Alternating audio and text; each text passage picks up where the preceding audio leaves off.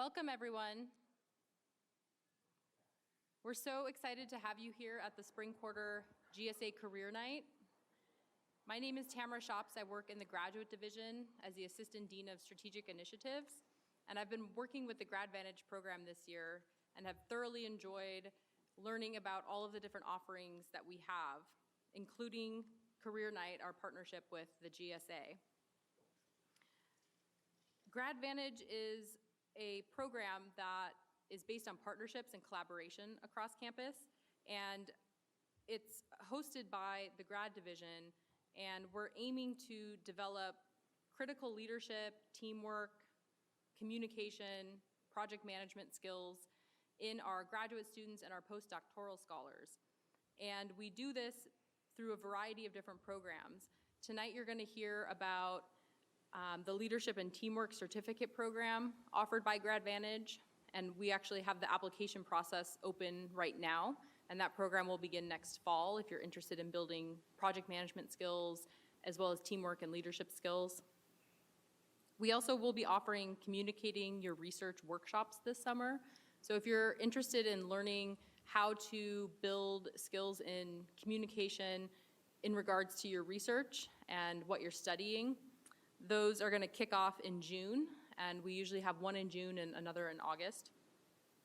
It's also great preparation if any of you are interested in participating in next year's Grad Slam competition. Raise your hand if you've heard of Grad Slam. Anybody? Okay, a lot of you. That's great.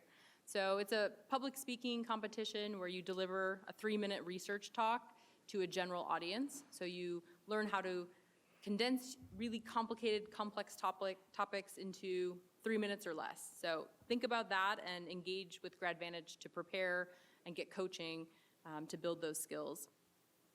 And the career nights are really exciting. We have these quarterly panels where we bring industry professionals who have graduate degrees to campus to help our students learn about all of the different career opportunities that exist out in the world, and learning about how one makes a transition from the academic world into industry, and understanding what skills you need to build now so that perhaps someday in the future you too could make a successful transition into industry. We also have a career group called Questioning Career Transition Group, and that is for PhD students who are going through their programs and decide that they're really like 100% certain that they want to go out into industry and they want to build their skills very succinctly over a 5-week period. And the Questioning Career Group happens every winter quarter. So that will again happen next January and February. So as you can see, we have a lot of different offerings. There's brochures on the table that outline all of these things, and we hope that this is just the start for you with engagement with our grAdvantage programs. So we're also always looking to seek new partnerships. So if you are familiar with an entity across campus that you think fits with the kind of offerings that we have, feel free to connect me to those entities so that we can build and grow our partnerships. And because it depends on all of you participating, we appreciate having you here tonight and encourage you to invite a colleague next time you come out for a grAdvantage event and try to grow the awareness on campus about these programs. And I did want to recognize tonight our partner with Extension. They have helped us bring a wonderful group of panelists here tonight, and Extension is our partner on that certificate program in leadership and teamwork. So we're very excited to continue that partnership with them and to have them present tonight, and just wanted to recognize that. And we also work with the Career Center, with Counseling and Psychological Services, the Graduate Student Association, Office of Postdoctoral and Visiting Scholars, Alumni Relations, the Department of Theater and Dance. So we have lots of partnerships, and that's what makes this grAdvantage program so wonderful. So without further ado, I want to start the panel, and so I'm going to hand it over to Nicole Hoffner, who's the GSA Professional Development Coordinator and has done much of the work of logistically setting up tonight. So I also want to offer her a round of applause and thank you for the role that you play in organizing this event. Thanks, camera. Thank you. Let's see, hopefully this is on. Yeah. So I just wanted to thank you guys for coming out today. It's really nice to see new, also familiar faces. So thank you guys. I also want to thank the panelists for being here with us today. We really appreciate it. So tonight's theme is we'll be talking about professionalism and risk-taking in the career force. First, I wanted to ask you guys if you don't mind introducing yourselves, giving us an idea of your career path, the transition from graduate school to your first few positions, as well as what it is you do now. So if you don't mind starting. Hello. Hi. Thank you, Nicole. It's a pleasure to be here tonight. And I had to say I'm really excited to be here. I recently transitioned in the past year from academia to the industry. So my first job and my current role actually coincide. I am Canadian, so I did my undergrad and PhD over in Canada. My undergrad was in pharmacology. My PhD was in structural biology and biochemistry. So I always was interested in how can we come up with better therapeutics, and how do we design drugs that would have less side effects and be more efficacious? So that's why I sort of started in pharmacology, did some toxicology, some chemistry while I was undergrad. But then pharmacology wasn't really about how to design new drugs. It was more about, well, this is a drug. What does it do in your body? How does it get through your body? So it wasn't really what I really wanted to do. So for my PhD, then I thought, well, I want to get to the point where I actually design drugs. So I started doing my PhD in structural biology and biochemistry. It was more structural biology and design of the drug, but again, the protein was given to you. So the molecule you were targeting was already, you already knew what you're targeting. So again, wasn't quite fit, but it was a really nice, I always enjoyed what I did. For my postdoc, then we moved to Stanford, and I did my postdoc at Stanford. It was a same biological field, but it was a different, different techniques and more genome-wide, the different set of skills that I gained when I was a postdoc at Stanford. So for my industry job, it's actually now I'm in early target discovery at Takeda, and I finally get to do what I always wanted to do. I get to find those new proteins against which we want to design more effective therapeutics, the one with less side effects. So it actually, without really knowing I'm going to end up in this role, all along, whatever experiences I was gaining, I was always doing what I was interested in, and at the end, it worked out. So my suggestion would be always follow and do what you really like, and at the end, you'll find, at the end, it will work out, and you'll find what you're looking for.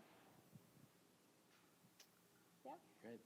Thanks. So I'm Joe Murray, and I'm also really glad to be back here at UCSD. I did my PhD in the electrical and computer engineering department and finished in 2005. And my focus and research at the time was in, it really started off as interested in biologically inspired models for computation, and that led into neural networks and computer vision. And it was kind of interesting at the time. There was not a lot of folks at UCSD working on those, and I think it's really neat to see that as becoming just a huge field, and both in the industry in general and in here, of course. And so after my PhD here, I went and did a postdoc at MIT in neuroscience, also just to continue to try to understand more of what the brain is doing, and to say, okay, what are the algorithmic principles that we can understand from computation that solves all these amazing problems in biology, and what is it that we can take and learn and build machines that can understand the world and act in the world. And so some of the specific projects we were working on were understanding imaging of the brain, using convolutional neural networks and so on to do some interesting reconstructions of actual neuroscience data. And, but again, I have the engineering kind of mindset. I've always been interested in, okay, can we take these developments and build them into something that solves a real world problem, build something that's a useful product. And so there was always, I think, a natural tendency for me to want to get into industry, and a lot of it is related to just the scope of what you can build within a lab, within a research project in academia is there's only so much you can build when there's some of the what you'd want to do would take just big teams to do. And so after I did my postdoc, I went to Palo Alto, worked at a startup for a few years, following along some of these threads of trying to take both the ideas from biology and neural networks and developing products related to those. Worked there for a few years, and then ended up back in San Diego and working at FICO for now almost 10 years. And FICO is, it's actually, the team in San Diego came out of a startup that is founded by Robert Heck Nielsen, who's a professor here, and he was one of my grad student committee members. And so again, it was sort of a natural place for me to look to apply some of these ideas back into industry. And so I've done a wide variety of projects there, and they're all in the realm of financial crime prevention, of using machine learning and neural networks to prevent fraud, prevent money laundering, look at cybersecurity risk. And so those are the types of projects. So right now I'm leading a team of about 15 people working on about 4 or 5 projects in those areas. Okay, hi, I'm Theresa Kraken. I'm Director of R&D at Collins Aerospace, and I've been there for about 20 years total combined. I want to thank Nicole and Shannon for inviting me tonight. I also did the EPSI program through the extension, and I found that very, very useful, especially on my leadership journey. I started out with a chemical engineering degree at Oklahoma State, and then I moved out here and got into aerospace. And I love composite materials and making aircraft product. It's really my passion, and when you talk about do what your passion is, that means you've got an interesting career the rest of your life. But what I found out was, and you talked a little bit about learning, Joe, and that for me, I knew that I was lacking a little bit of the mechanical engineering skills, so I went back part-time at that time to San Diego State to get my mechanical engineering degree. And that opened up a lot of new opportunities for me, and I went to Australia for 10 years and worked at a small research company there, and I was able to get my PhD when I was over there at Sydney University, working in composite materials. And so, it's a little bit of a different journey because I was in industry as I went along and learned more, but I knew I needed to do that learning to keep growing and advancing, and that was really important. And now, I'm able to get to where I wanted to go, which I really love technology. Technology is my passion, and being able to direct and lead that for our company is really a big honor to me. And it was just funny, I was telling Stephen earlier, this was really funny. I took my 13-year-old son to my Bring Your Kids to Work day. And so I took him to the test lab, and I showed him all the CATIA work that was being done. And then at the end of it, it was like, okay, I need to spend about 20 minutes on emails before we go. So he pulls up the chair next to me, and he's sitting next to me, and he's watching what I'm doing. And then he turns to me, and he goes, "I don't like your job, Mom." He goes, "But everything else was cool." So, but, you grow and adapt. And, I didn't know if I could go from, because doing a PhD and being very technical, I love to understand what causes things and what makes things work, and that, to me is very, very important. And so I had a little bit of a struggle. Did I want to go into leadership? Because I really did like the research and the technical side, and it just evolved over time, and I love what I do. So thank you. All right. So I did my undergrad in electrical engineering back in, 2004 now. So, and I started, just jumped right into the industry, ended up hiring on with San Diego Gas and Electric, and I've been there the last 14 years.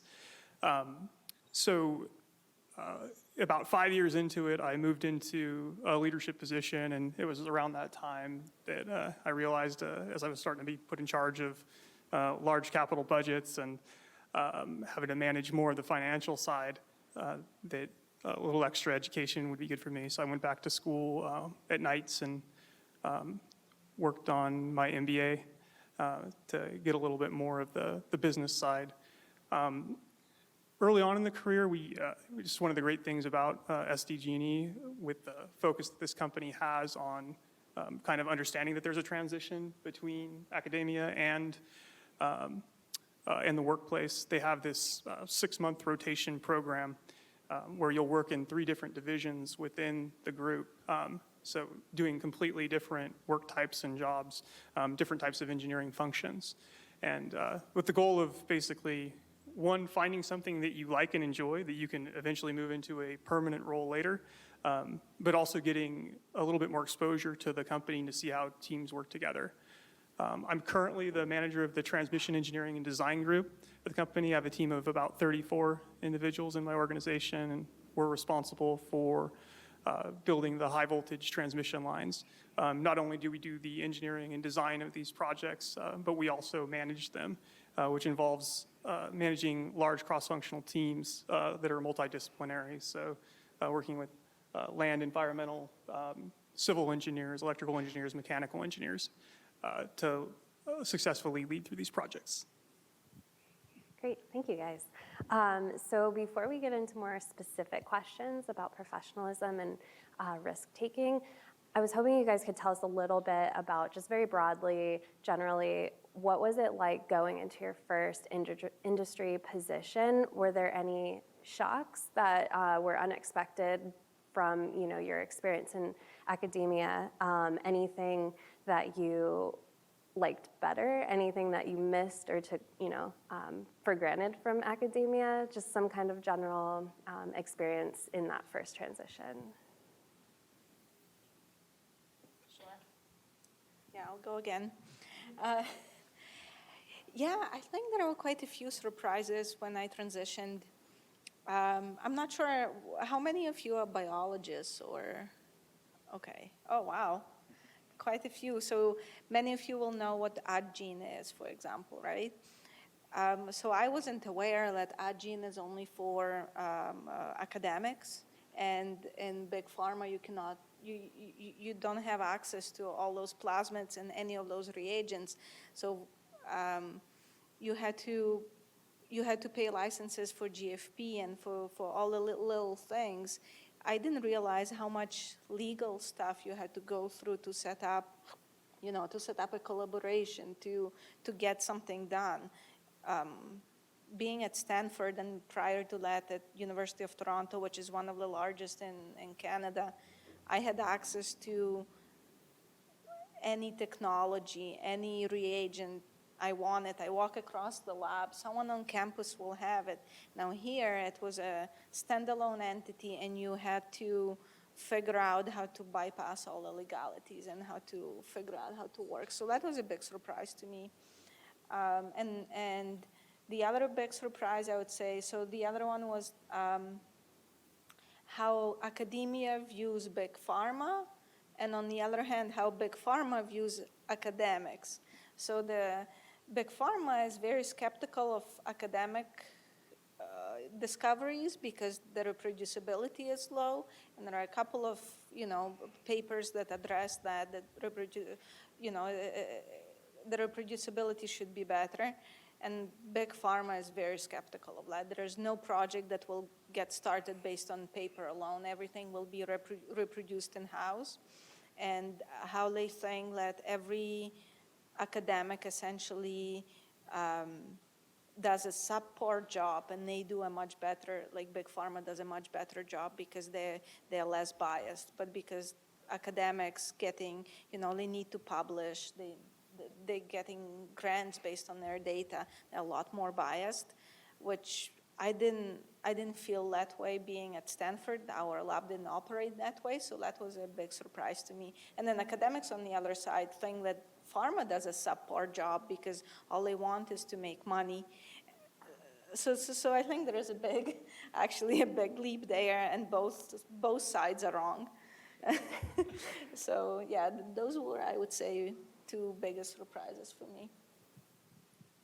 And I guess I'll make mine quick, and the example that I'll use is that the time scales of what you're observed and measured on is much shorter in industry. I remember from the academic world, the cycles were, well, there was these 2-3 major conferences, and you had to have something ready for those, and you knew your thesis defense was, 3 years in the future, and those were the time scales, and you pretty much went off and worked for a few months, and you deliver on those things, or and that would be, when you would start to be, evaluated, right? Your advisor would pay attention to your paper draft right when it was about to be done. And as soon as you go into industry, folks will care what you did, yesterday and what you did last week. And, we'll have, the concept of the daily Scrum meeting again for software agile development of just, going around and saying what you did yesterday, what your problems were, what you're going to try to do today. And so that, it's actually, I think it probably would work pretty well in academia and trying to get research done faster too, but it's just, it does feel like a different culture.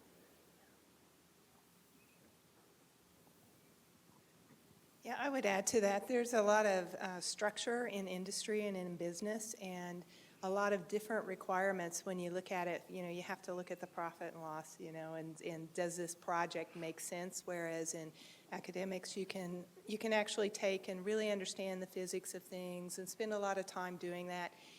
In industry, it's not quite like that. We're pretty data-driven.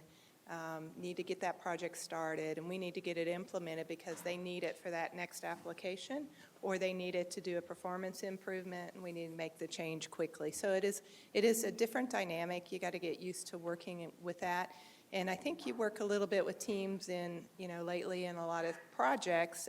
Well, you certainly do a lot of that in industry now. It's all about team playing and being part of that team and how you contribute and how you engage and interact with others. Because to solve the problems of today, it's not one person that's going to do it. You need multi-disciplines. Most of these teams are very complicated problems, and you need everybody to contribute to get there. Yeah, I'd say I was surprised by just how much on-the-job learning that there is, and certainly you're prepared and you have the fundamentals, and that's absolutely core, and you need that. But as you move forward into some of the projects you're asked to do, like a lot of things I realized I need to understand were construction methods and how to be able to change designs to make them safer or more efficient for a field technician or construction personnel to do those installations and set those up, and that's how a lot of the efficiencies can be achieved. And again, those aren't things that we really covered in circuits or some of the things that we learned in school. So yeah, I remember having kind of an expectation that I'd be running power flows behind my computer and doing all the problems that I did in school, and I did zero of that when I came into work.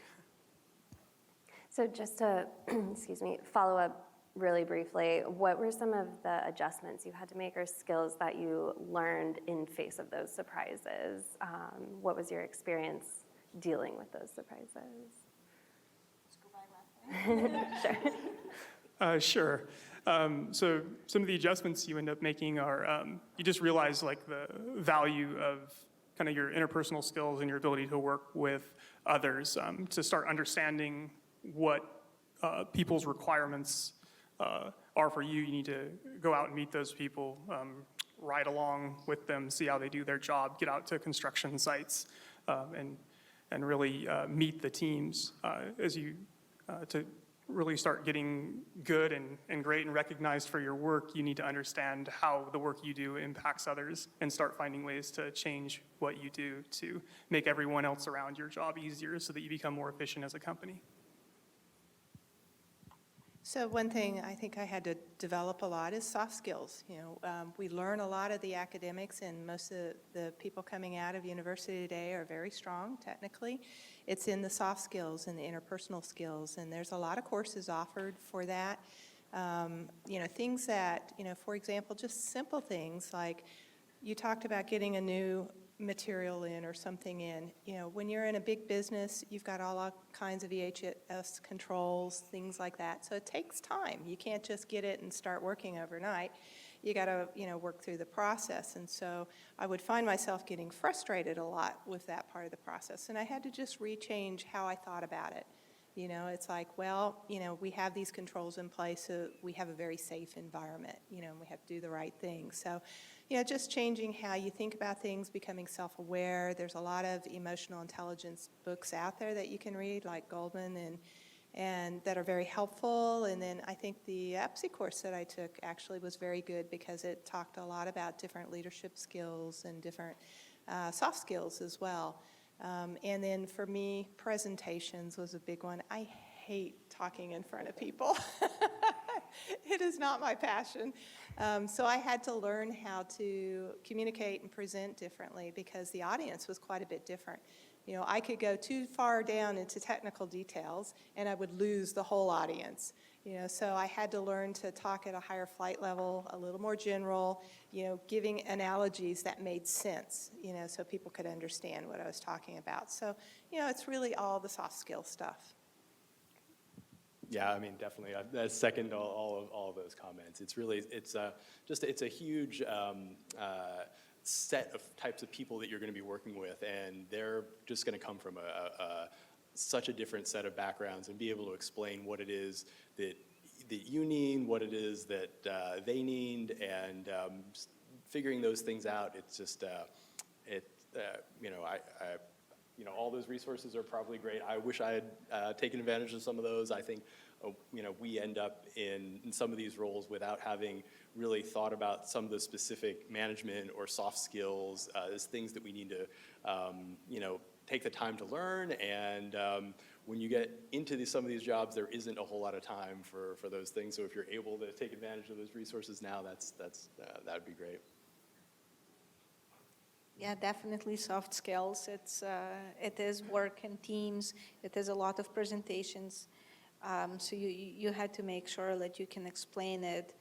And depends who you talk to. Sometimes it is technical when you're talking to a team who's working with you, and you guys are trying to come up with a protocol that should be working, but it's currently not working. But then when you're presenting it to higher level where the program gets reviewed, you had to take a step back and present a bigger picture.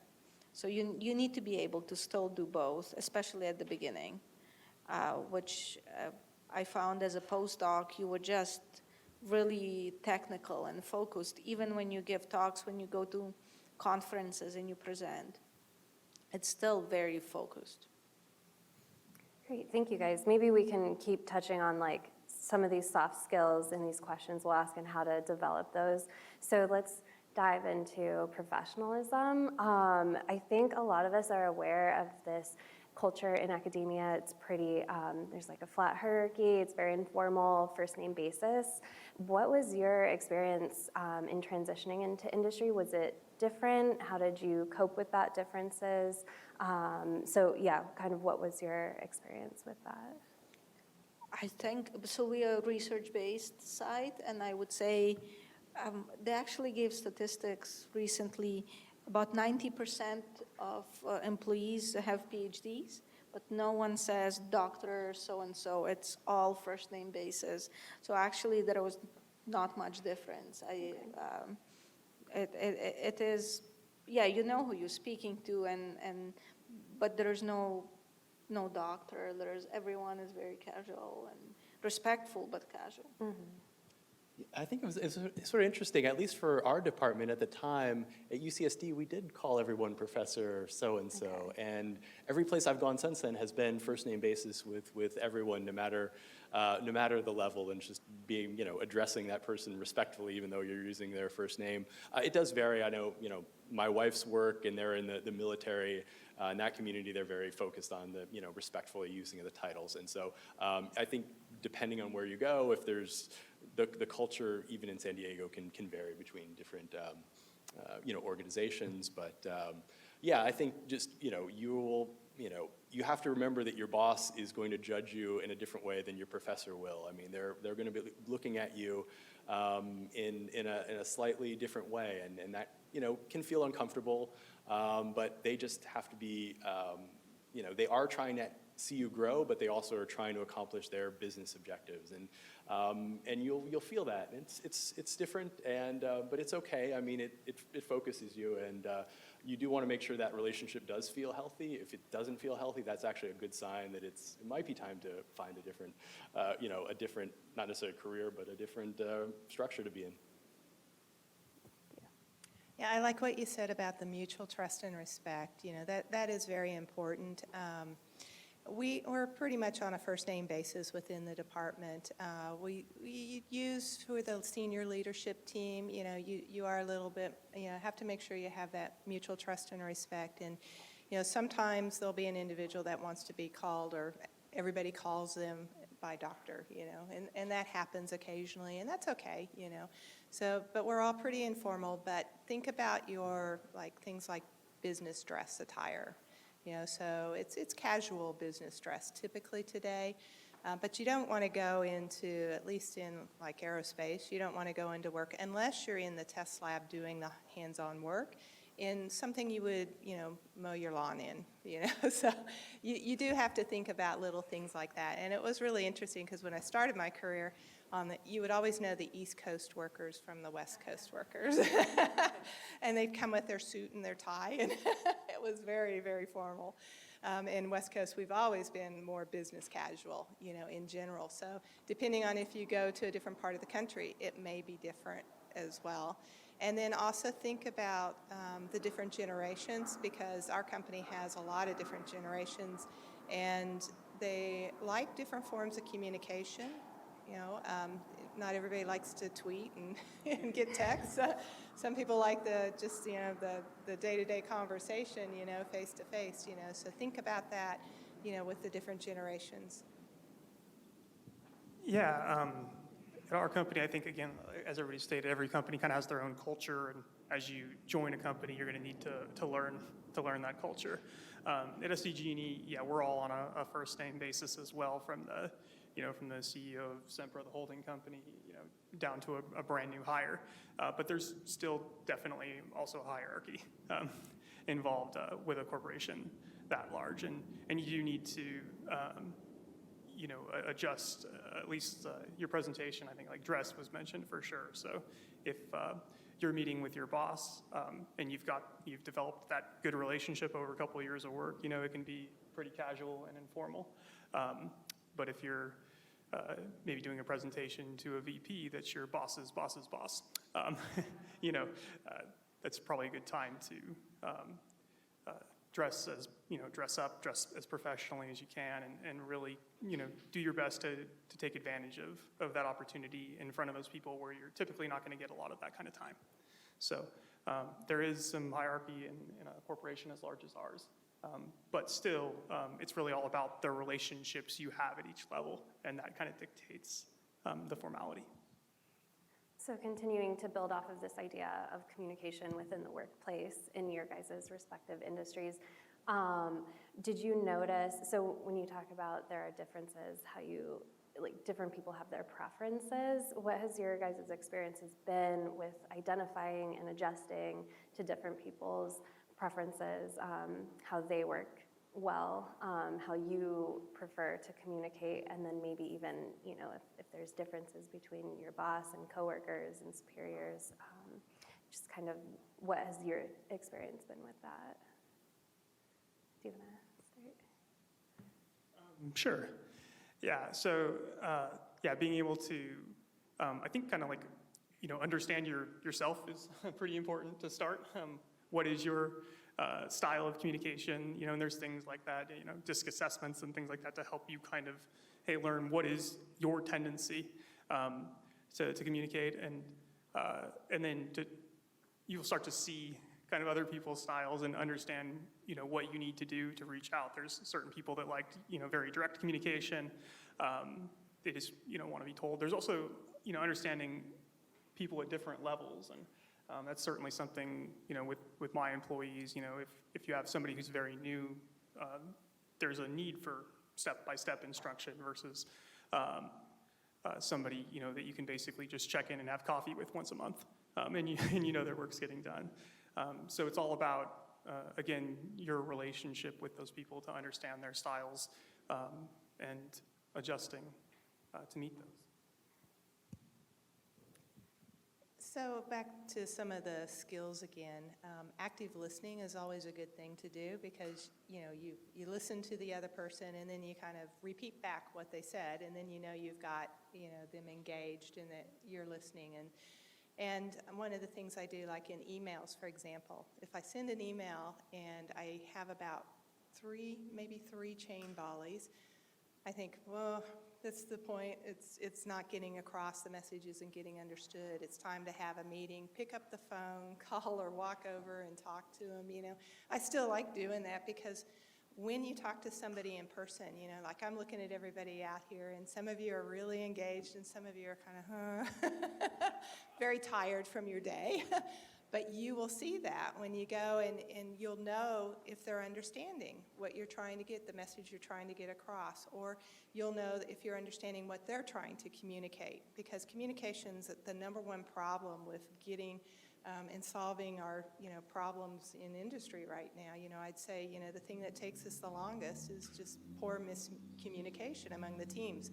The other thing I try to do is I try to be respectful of those that need to know, and it's that fine line of how many people you put on the email chain because you want to communicate to them versus filling up their inbox, right? So I try to use a rule. If it's something important, I make sure my boss always knows so that, he's filled in and he doesn't get any surprises. That is the worst thing you can do, by the way, is to surprise your boss. I had a supervisor once that was, when I wasn't director of R&D, that his boss went to one of our facilities and was looking at the shop and what was going on. And so one of the engineers came up and said, "Oh, come look what I was doing. This is really cool. And, I've developed this." And as it turned out, so the vice president found out all about it and was all excited. The director didn't know. He didn't know it was even going on. It wasn't being communicated. That was like, you don't do that, So, no surprises. So make sure you communicate well, and it is always a balance.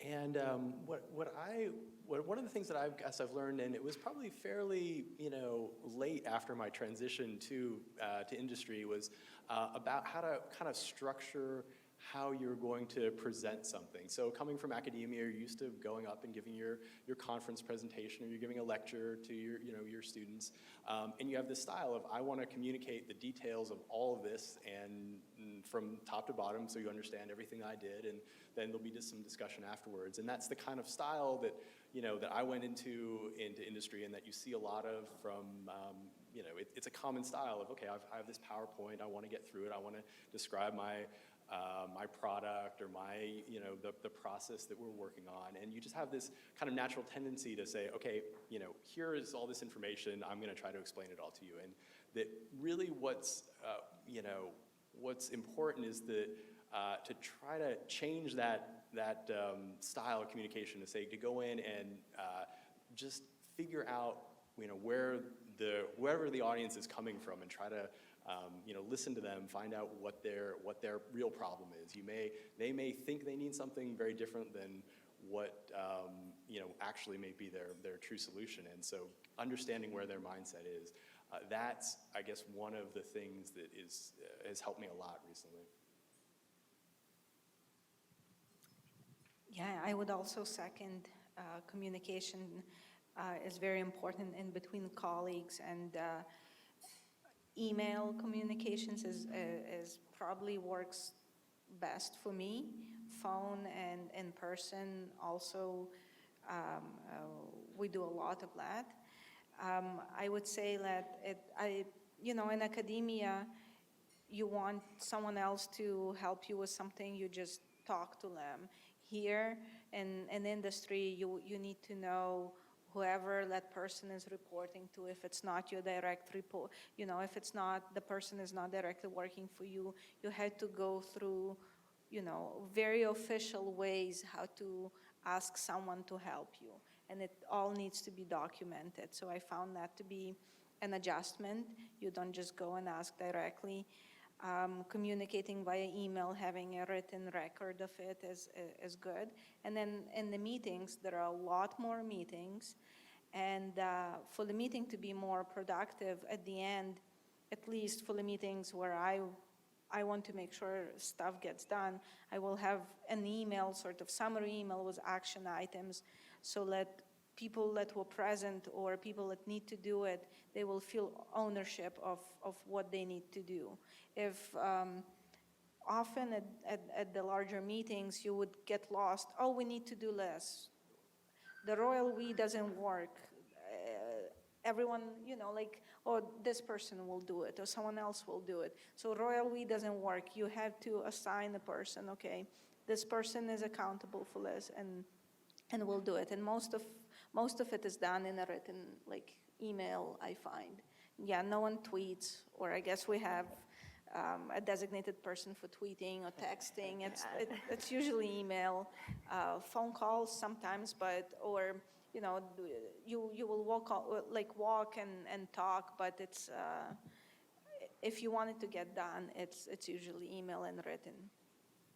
Yeah, and I can't wait to see how the communication style is going to change with all of your generation going out into the workplace. I was at a similar one of these panels when I was an undergrad in the late 90s, and it was like a president or some higher up at American Airlines who said he never did email because it was just, I just don't have time for that. And now I think all of us would probably say email is the majority of what we're doing. And so anyway, I don't expect it to stay that way, and I'm just really curious to see what communication will look like in another 15, 20 years. Yeah, that's interesting. Could you guys talk about, like kind of in the same vein of communication, but building relationships within teams, within your company? So what do work relationships look like in industry, in your guys' teams? How important are they? I'm assuming they're important. What kind of advice would you give to us for building those and maintaining those? So we actually have a program, a mentorship program. So when you start, not when you start, but rather depending on what level you start at, you would be assigned a mentor. And I found that to be one of my most valuable relationships. Your boss is your boss, and you communicate with your boss, and of course that's an important relationship. Your colleagues, you will interact with them on daily basis, and that's another important relationship you need to build. But having someone outside of the department, someone on the side who can tell you more about the company, often with a lot more years of experience and been there for a while, I think that's a very important relationship to develop, and they will tell you a little more how to develop it. I was lucky to be in a company that they have it in place. Maybe you can find someone when you start. You can ask your boss that, oh, could I please have someone outside of the department who could serve as my mentor? So proactively ask or look for one. And usually it's based on your common experience or technical knowledge that you would find and maintain those relationships. And it is important, and it does help you in the long run. And what I do nowadays is if I have a new project or new product that I'm working on, I find it's really helpful just to set up one-on-one meetings with folks even outside of your direct department. So, I'm in a machine learning data science team, but we have to work with software teams and product development teams and marketing teams. And you'll get thrown into a new project with a variety of people from all these different groups, and you may not know any of them, but you have to work with them, and they're going to come at it from a very different perspective. And so, even though you may not have a specific, goal or something you're trying to accomplish, but at the beginning of projects, just set up a call and just try to understand what they're coming from and where they think it's headed. And I always tend to find that I get a lot of information that I wouldn't have gotten if I had set up a meeting with two people versus just a phone call with one person. So I would, try to, where you can, do that one-on-one interaction, and especially, in person or over the phone.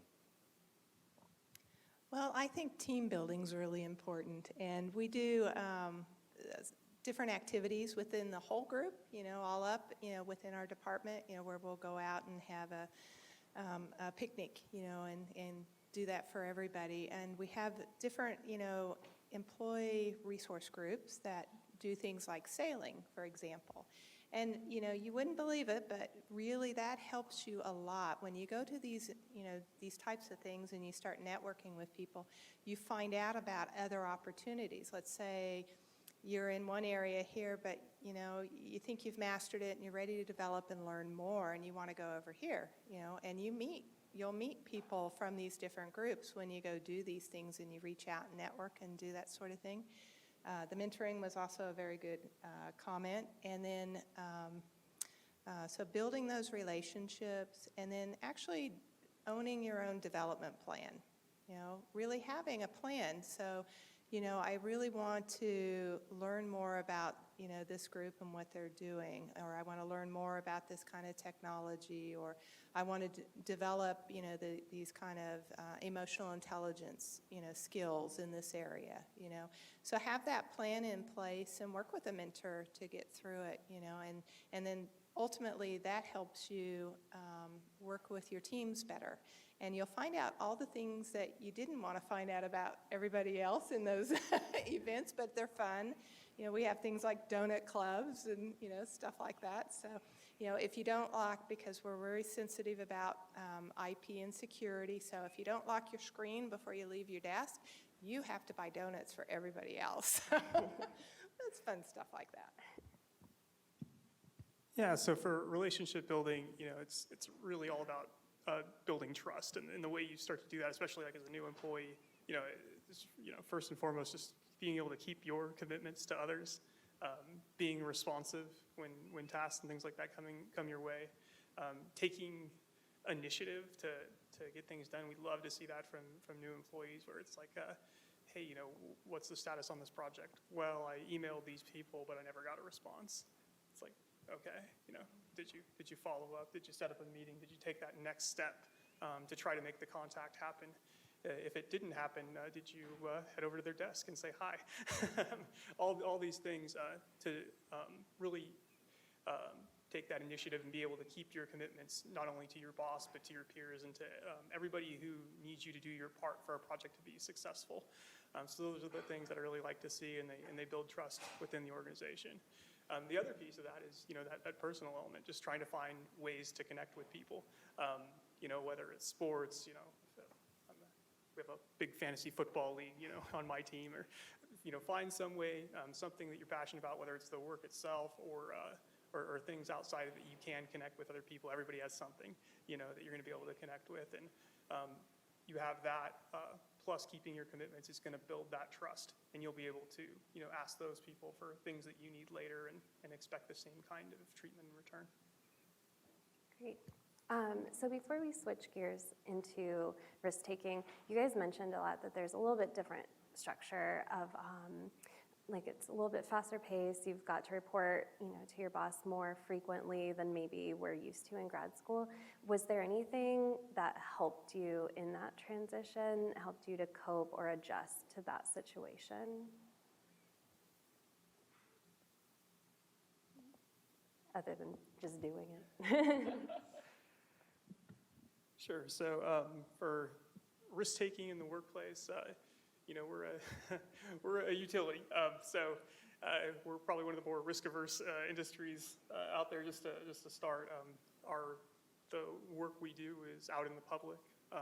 It needs to stand. It needs to last 50 to 60 years, and it can't fail. So there's a lot of controls and things like that. What risk for employees looks like in the workplace, though, is, I guess it's more around, in my opinion, being willing to see something that might be a big change, a big process change, or a big change that might affect a lot of people, and still being willing to bring that up, fight for it, and try to lead that change across an organization, even though you might be met with some resistance. And so, because basically any risk is essentially taking a chance on something with maybe a chance of failing, and so that's what it looks like in our company, and it's absolutely okay to do that, so I do want to make that point. It's okay to try and fail, it's actually expected, and I think like our roles as managers in these things are to set an environment where it is okay to do that, but not in a way that's going to lead to, there's a safety line, so there's controls and things in place where we're always going to get that quality product out in the public. So Nicole, you talked a little bit about the timing and how things are faster paced in business, and they really are. And I think one of the things you can do to get ready for that is be very organized, just have good project skills so that, you can compartmentalize and organize your things to get where you need to go. And that's what a good project like in technology, will have a very good detailed plan, and then we'll have a risk register that goes with that plan so that we're actually mitigating the risks of the technology as we go. But failing is okay, like you said, especially in new technology, because you are not breaking the bounds if you don't, but we want to fail fast and early in the process. And then, get all the kinks out as we go along and go forward. So we also balance it, though, with the safety part because, I fly, you guys fly, we want to have very safe structures, right? So we have checks and balances in the whole process. We have chief engineers that will review by the time that design gets ready to go out the door with that new technology. It is very well vetted and, ready to go. So, but we do early on in that technology, we explore the bounds and we do things that we don't know if they're going to work or not. And some of the time they do and some of the time they don't. That's okay. That's pushing the bounds, right? Right, and so it's kind of interesting, like the word risk itself, I think is it's a really important one, but it's also, I guess, different than I had thought about things. I would always think about things in terms of, okay, this is a new opportunity or a new product, and maybe this helps me to take risks because I don't think about that word specifically. Just because it has those, kind of you're thinking about what can go wrong. You have to think about what goes wrong. But when an opportunity comes up, I always think about this is a chance to build something new, and that's really exciting, and that I want to go for that, and I want to jump on that. And you do get. We do notice folks who are more willing to do that, and we notice folks who are more comfortable just staying and doing what they were doing. And you do need people to perfect and to operationalize things that are vital to the company and to the what we're working on. But it is very important. We do identify the people who we want to work on the next new thing, and if that's the kind of thing that excites you, you do want to be noticed for that, and you definitely want to take those opportunities, even if it's something that you do see the problems, the potential risks. Again, I haven't seen the case where when a product fails for whatever reason that folks are chewed out or fired or something like that. It's if you put your best effort into it, people recognize that. They understand that not every product is going to take off, never idea is going to be the winner, or not every research project is going to be a patent. But all those things are definitely very much rewarded. We do need. It's not the majority of people we recognize as being the ones to be on those new risky products. Absolutely. So the drug attrition rate is really, really high. If we would know for every project that we start, if we would have a drug, that would be, a miracle. It's always a risk when you start working on a new project, and most of them will fail. It's about flow scheme and how you think about the project. For every time there is a project start, there is always a flow scheme for next go, no-go decision. And I wish I had that in my, PhD or postdoc, that I'm doing this experiment, and if it's negative, I'm gonna stop working now, not half a year from now when 10 other experiments failed also, and now I'm ready to stop working on it. So it's a lot, you had to learn to let go a lot quicker. And alcohol helps with that, and going out for drinks at night helps. But, it's a lot more structured, and there is no personal feelings in that. It just big teams working on it, and it's not just you evaluating whether it worked or it failed. And you can't, even if it kind of worked, maybe it will fly less time, but then for the next go, no go, it's not gonna fly. So I think that's how the fast-paced environment comes in, because you know the next experiment you do, you're trying to minimize the number of experiments you do before reaching a decision. So that's, you know, and that's, the risk is always calculated risk. You never would start on a project. It's high risk, high reward. If we're starting on a target, on a protein, or on something that no one in the field has ever tried to drug it, we will balance it with other targets that we know should work. So our portfolio is actually very diversified, and we want it to be that way. We want to have some safe targets, some, you know, so-so, and some completely novel. Maybe will be, you know, maybe that's how it should be. The drugs before haven't worked. That's why you still have the disease. So it's always calculated risk, and always there is a flow chart in place how to get to where you need to get in the fastest possible way. Yeah, so I agree. I think risk-taking as a phrase can be kind of nebulous, and especially in grad school, you might not have faced that concept yet. I'm wondering if you guys have examples, like your workflow chart, of maybe risks that you took in grad school or in your job, so that we can get more familiarized with what that looks like, and if we're doing it now and how to do it better, or when we might be faced with that in a career. So some example, you mentioned your like go, no go situation. So like I said, it's all calculated risk. I haven't seen, you know, a risk where you start a project and you go on a fishing expedition. Like sometimes you do in grad school, oh, let's do, you know, this big experiment and see what comes out of it. Let's sequence 100 patients and see, maybe we'll find a mutation in something. No, there is always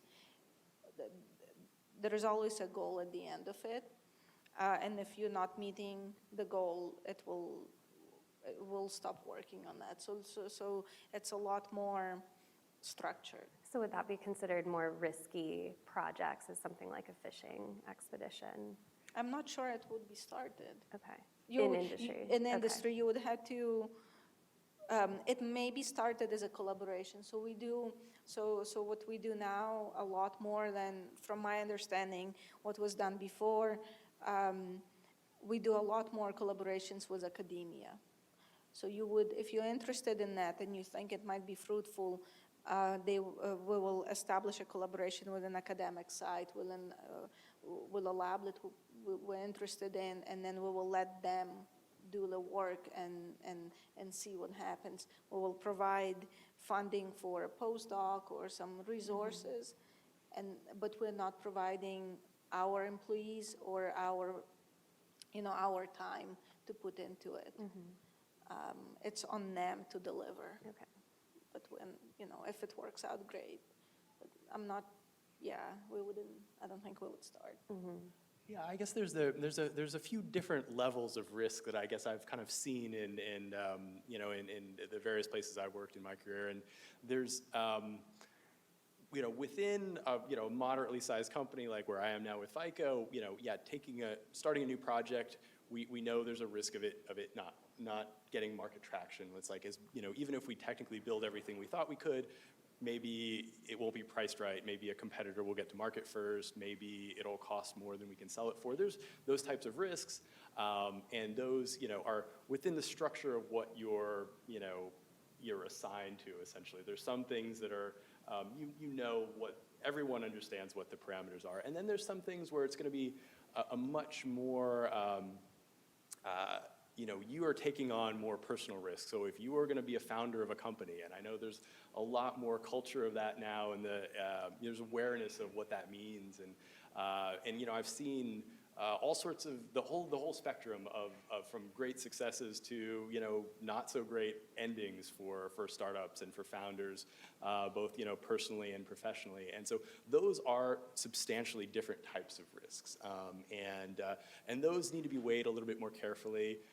Again, if you're thinking about founding a company, that will have a substantial impact on your life, and in a different way than the risks that we might be taking in our careers at more established companies. And I don't know, does anyone have kids?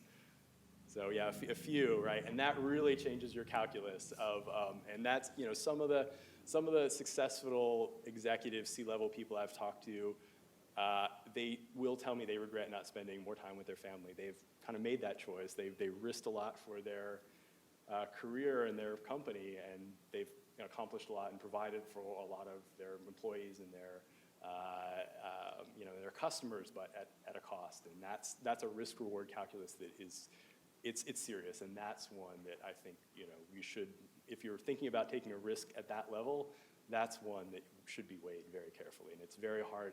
You have to be optimistic about the chances of success to go into that kind of endeavor, but it's serious. So I'll touch a little bit on personal risk, and just little simple things like, for example, if we have a brainstorming session, I'll see some employees that don't really raise their hand with new ideas, but because they don't want to look stupid, and we've all been there, we've done that. But you know what? The funniest thing is, the minute you raise that idea, and it may be way out there, but somebody over there is going to say, oh, well, if I did a little bit of that and I mixed it with this, then that could actually work, and that's how you come up with great ideas.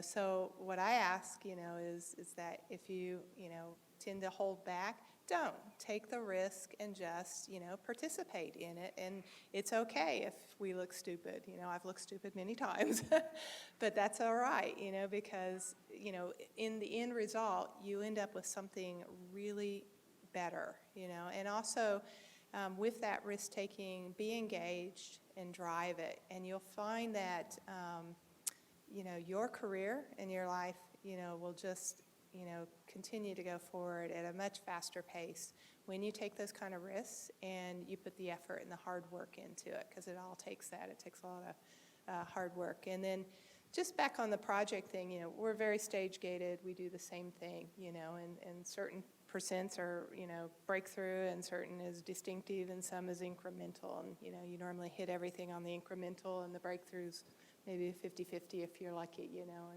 And so, that's very, structured in that kind of project environment.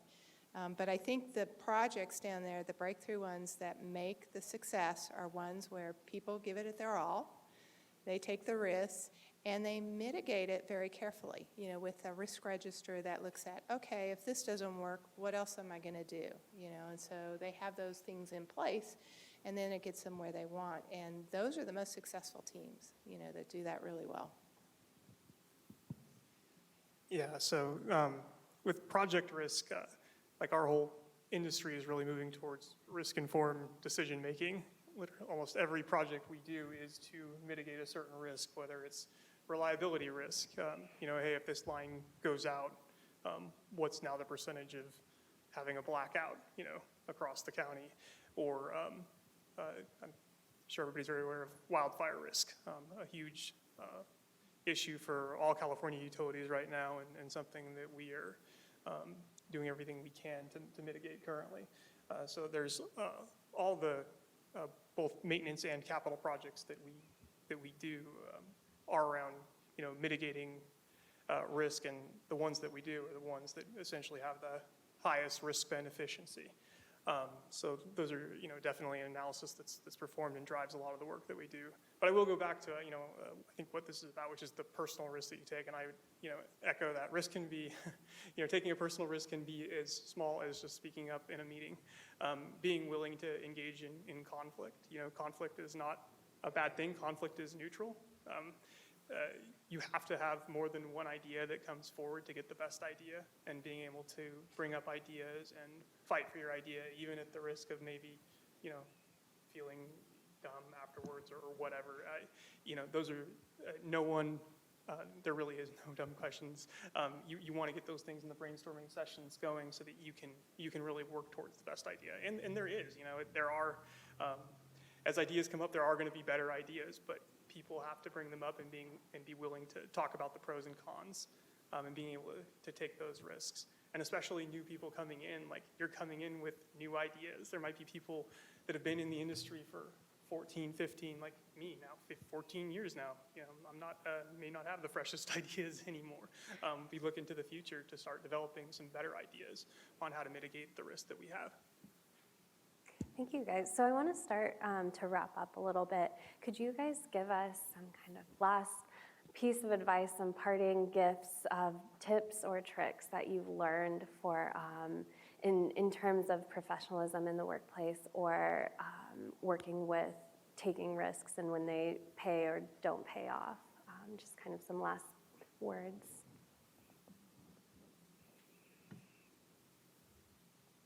Sure, yeah, I would just echo a lot of things that we talked about today. Communication is just so important in the workplace. When we're looking to hire people at our company, through the universities that we're hiring from, like at UCSD, we know the students here are going to be technically capable. So we're looking for more well-rounded individuals. We want people that can communicate their ideas and be able to communicate their work to people at all different levels. Not everybody in our company is an engineer. You need to be able to explain it to the veg management crews or to customers who may not have that same background that you have. And so the ability to communicate is very important. There's a lot of good advice today. So much communication is done by email. It's how things are the speed at which we have to communicate and the volume at which we have to communicate. I get more than 100 emails a day, and I'm sure that might be the same across this panel here. That also shows the importance of other forms of communication. Even a text, I'll get that more than I'll get the email. And then we talked about too the importance. I don't think we mentioned it yet, but so much communication is nonverbal. So to be able to essentially, the more important the communication or the more important the conversation, if you really need something to be successful, it'll be interesting to see how we do that. I mean, it certainly could be through technology, through video conferencing and things like that. But you're gonna want to have that face-to-face conversation so that you can use all those tools that you have to communicate effectively. Well, I'd say the biggest thing is a couple of things. Being open-minded, keep that open mind, that exploratory, look at things. And then as far as risks go, be willing to take on the challenges and the opportunities. And one of the statistics I heard is that men will apply for the job or ask for that job or that promotion before they even know how to do it. It's like halfway there or whatever. Females tend to wait till you're 100% sure or 99% sure I can do this job. Well, that's all about the risk-taking. Just put your hand up there, say, I'm going to figure it out. I mean, there's so many things I learned to do just on the job. I didn't know how to do it. It hadn't been done before, but I just put my hand up and said, I'm willing to try and take that risk, and so that's probably the most important tip to take is, you see that opportunity, go ahead and take it. Yeah, I guess and I guess it's sort of interesting. Like I remember when I was first at some of the first companies I was working at, and I would have some idea, and I would take it to other people, and I would just be surprised that they didn't start using it right away. And I was like, that mindset of like, oh, this is a great idea. Why doesn't everyone recognize it? It takes a while, but it's really satisfying when people do.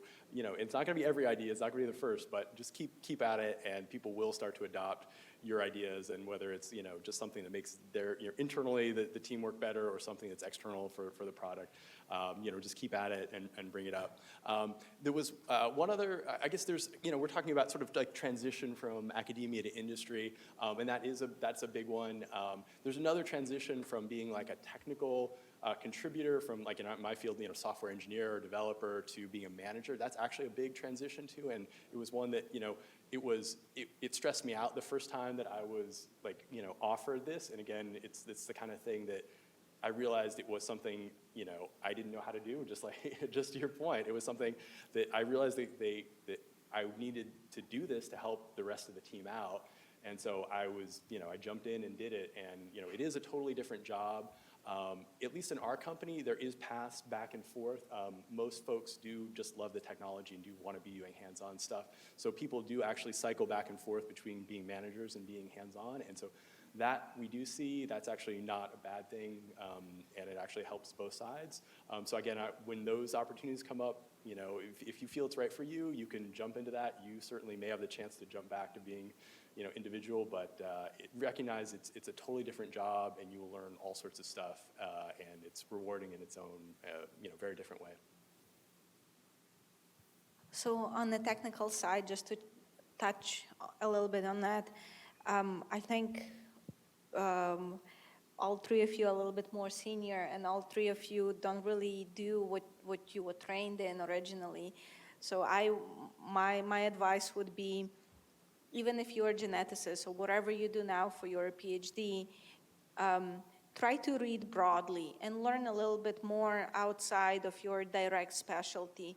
If you know you want to stay in, let's say, drug development or in pharma, learn about other aspects like drug metabolism, like pharmacokinetics. So at least you're aware, and when you sit in the meeting where the drug is discussed, the entire package will be discussed. So you understand what are the implications of what they're talking about. Same goes for engineering and other aspects. So don't be just focused on one, on one little niche that you're working on. Try to expand. And I really like SDG&E's idea where the newcomers rotate in the first half a year, and then you get to pick.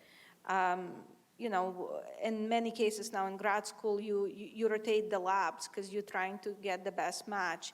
Ideally, I guess we should have that in the workplace.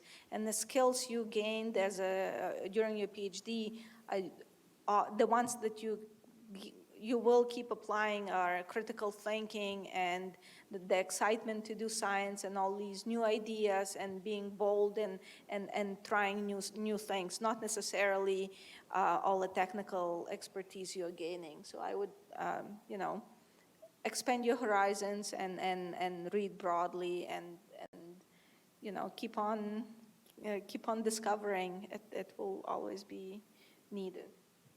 Yeah, I guess. Yeah, thank you. Thank you guys so much for being here to share your experiences. We really appreciate it. So if you guys would join me in a round of applause thanking our speakers, it was much appreciated. Thank you.